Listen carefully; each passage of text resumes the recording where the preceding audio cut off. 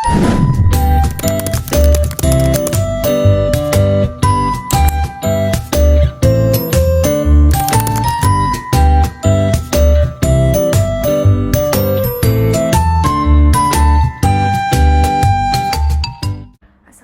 warahmatullahi wabarakatuh. Perkenalkan, nama saya Ulan Putra Melia dengan NIM 6670200072 dari kelas 4D Program Studi Ilmu Pemerintahan.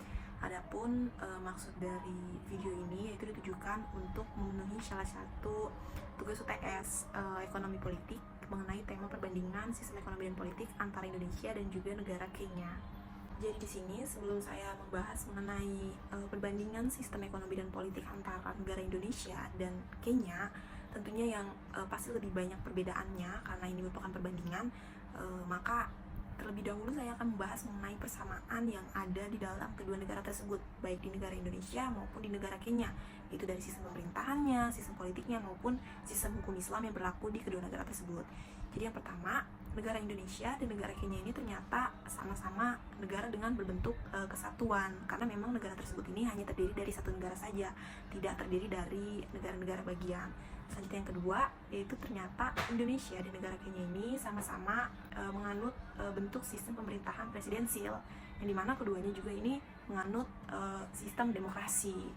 Selanjutnya yang ketiga ini ada persamaan dalam sistem hukum Islamnya, yaitu menerapkan asas monogami, di mana memang dianjurkan bagi satu laki-laki itu menikahi satu perempuan, dan terdapat perlonggaran juga dalam sistem tersebut, yaitu untuk memilih antara monogami ataupun poligami, akan tapi itu sesuai dengan peraturan-peraturan atau ketentuan-ketentuan yang sudah ditetapkan. Nah, yang pertama yaitu sistem ekonomi dan politik di Indonesia.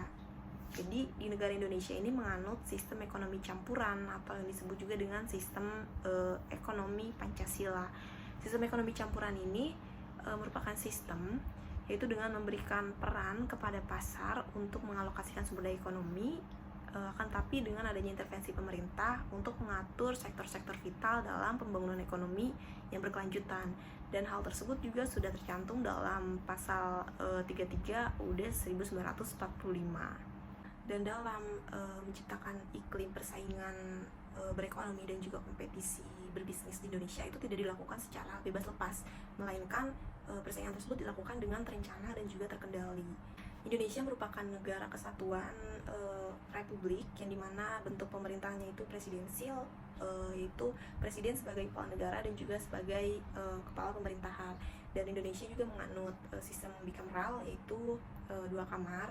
Adapun dalam sistem perekonomian Pancasila tentu akan meningkatkan persatuan nasional, yaitu dengan adanya distribusi ekonomi secara adil itu untuk seluruh masyarakat Indonesia. Dan selain itu ada juga kebijakan-kebijakan yang dikeluarkan, yaitu ada kebijakan moneter, ada kebijakan fiskal, yang di sini kebijakan tersebut itu mencakup atas kepentingan masyarakat dan tujuannya untuk melakukan pertumbuhan ekonomi. Dan adapun kebijakan-kebijakan fiskal yang dilakukan seperti pemotongan pajak untuk kelas menengah rendah, lalu ada infrastruktur yang berskala besar, adanya pajak atas barang-barang yang mewah, dan selanjutnya itu ada potongan subsidi gitu dari pemerintah seperti BBM dan yang lain-lainnya.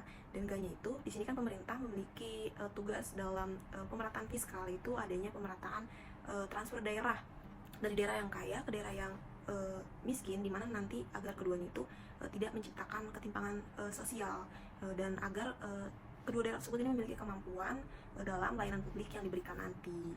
Nah, selanjutnya yang kedua yaitu ada sistem ekonomi dan politik di negara Kenya. Jadi negara Kenya ini menganut sistem kapitalis liberal, di mana sistem kapitalis ini merupakan sistem yang manakala kekayaan yang produktivitas dimiliki secara pribadi atau produksi terutama itu untuk dijual. Adapun memang tujuan utamanya yaitu untuk memperoleh keuntungan atau laba secara besar dari hasil kekayaan yang diproduksi.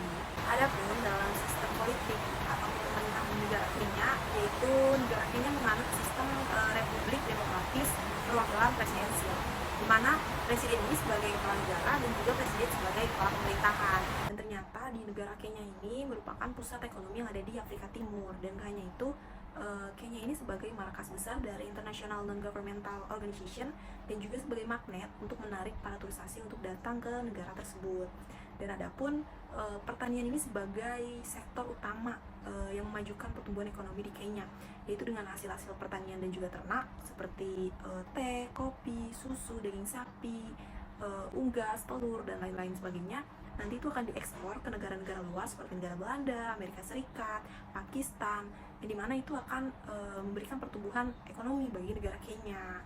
Dan dalam komoditas ekspor yang dilakukan oleh Kenya seperti kopi, teh, dan juga bunga potong, ternyata itu memiliki kontribusi yang besar dan memberikan pengaruh yang sangat besar bagi perekonomian di Kenya. Jadi dari komoditas tersebut, yaitu kopi, teh, dan bunga potong, ini tuh dibudidayakan oleh sektor-sektor yang ada di Kenya, yaitu sektor pertanian sebesar 60% dan juga 40%-nya itu dibudidayakan oleh perusahaan-perusahaan besar dan menengah yang menjadi sumber kekayaan pendapatan ekonomi di negara Kenya. Selanjutnya yaitu pada kebijakan ekonomi di Kenya, yaitu ada program Aid for Trade. Memang program tersebut ini sebagai faktor kunci dalam pertumbuhan ekonomi di negara Kenya. Misalnya seperti yang pertama itu pembangunan infrastruktur. Jadi dalam pembangunan infrastruktur itu adanya bantuan misalnya seperti memperbaiki jalan-jalan dan juga pelabuhan utama di Kenya, yaitu pelabuhan Mombasa sebagai pelabuhan terbesar di Kenya.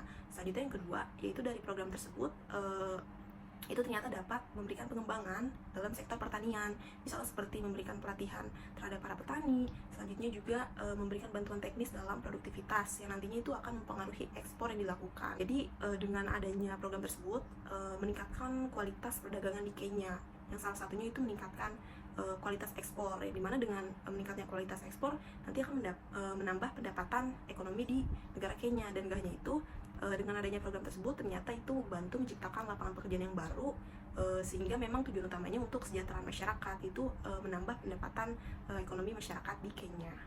Dan balik lagi, jika menyatakan perbandingan dengan Indonesia atau Kenya, ini ternyata jika dibandingkan itu antara langit dan juga bumi, dimana Indonesia ini kan terdiri dari beragam ribu pulau dan juga karakter tanah yang dimiliki Indonesia ini subur, sedangkan karakter tanah yang dimiliki oleh Kenya itu kering. Tapi bagaimana bisa ternyata Kenya ini menjadi pangsa pasar kopi, teh, dan juga yang lain-lain itu terbesar, itu karena adanya koperasi pertanian, dimana memang koperasi pertanian dan pemerintah di Kenya ini saling bekerja sama untuk mengentas kemiskinan dan juga menangani krisis ekonomi. Dan Kenya itu ternyata di negara Kenya itu ada organisasi di luar pemerintah, yang dimana adanya budidaya rumput laut yang dimotori oleh para petani yang didominasi oleh perempuan. Jadi memang dengan adanya budidaya rumput laut tersebut nanti akan meningkatkan ekspor dan juga akan berpengaruh nih terhadap kesejahteraan masyarakat yang ada di daerah tersebut. Sekian pembahasan saya mengenai perbandingan sistem ekonomi dan politik antara Indonesia dan Kenya. Kurang lebihnya mohon maaf. Wassalamualaikum warahmatullahi wabarakatuh.